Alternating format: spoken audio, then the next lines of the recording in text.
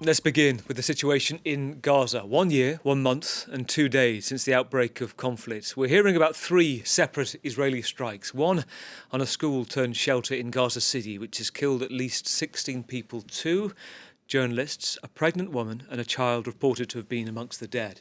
The Israeli army saying it was targeting a militant belonging to the Palestinian Islamist jihad groups. Then 7 people killed when an Israeli strike targeted and hit a tent in the southern city of Khan Yunis, displaced people sheltering there, according to officials at Nasser Hospital. No comment on that so far from the IDF. And the courtyard too, at central Gaza's main hospital, also targeted. Tents being hit, at least 3 people killed, a local journalist wounded. That's the Al-Aqsa Hospital.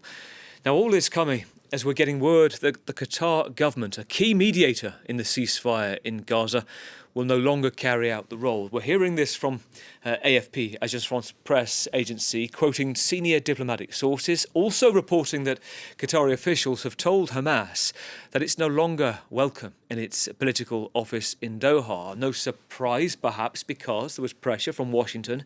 It's being reported, US officials making it clear they won't accept a Hamas presence inside Qatar. Well, let's get the view from Jerusalem. Let's bring in Noga Tarnopolsky, our correspondent there. Great to talk to you, Noga. And just to bring us some clarity and context, there's a lot of reports at the moment. Tell us what you know. Well, what I know from 2 separate sources here in Jerusalem is that is confirmed.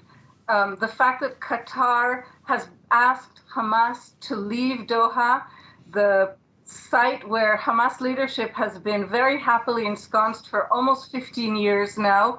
And that is fairly dramatic. In a certain way, this will make Qatar look better, of course, because they will no longer be so closely associated with the terror group.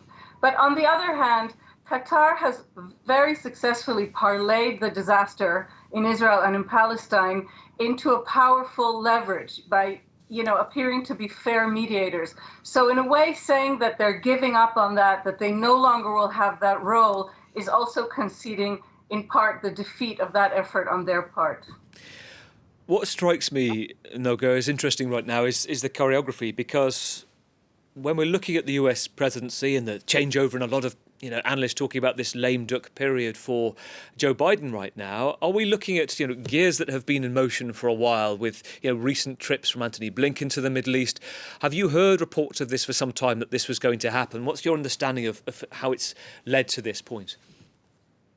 Yes, I have heard intimations, but today I spoke with a US source who told me that this has been underway for quite a while, and who added that the Americans understand that Hamas aims to reinstall itself in Turkey. This is also very interesting. Turkey, in a way, is the troublesome neighbor to Europe and to Israel, but also has very close ties. And certainly, as a member of NATO, if Turkey takes it upon itself to officially now host a murderous terror organization, that could add another burden to the international order that is already feeling quite shaky with the changeover, as you just mentioned, in American leadership. Very interesting what you're saying, because Turkey, this kind of a bridging country at the moment for not just the US, but Recep Tayyip Erdogan links to Russia, finding itself in a more powerful role, and at the same time Hamas, its leadership, given what happened to Yahya Sinwar, big questions about, I guess, their own personal safety of its members of the political wing to the militant group as well. The other thing that strikes me, Noga, is just looking at where things stand now for ceasefire talks. I guess right now, are we to say that this is effectively non-existent at the moment? It appears that there are no active ceasefire or hostage release talks underway right now, and this is what is being said as we speak, Gavin, in protests all over Israel. The main protest in Tel Aviv, here in Jerusalem, and all over the country. Activists, protesters, and family members of hostages are saying that between the firing, Prime Minister Netanyahu's firing of the defense minister on Tuesday night, and this announcement, in which Qatar seemed to equally blame Hamas and Israel for a lack of seriousness of purpose moving forward. They say that they feel that they have been told that basically there's no one left to turn to.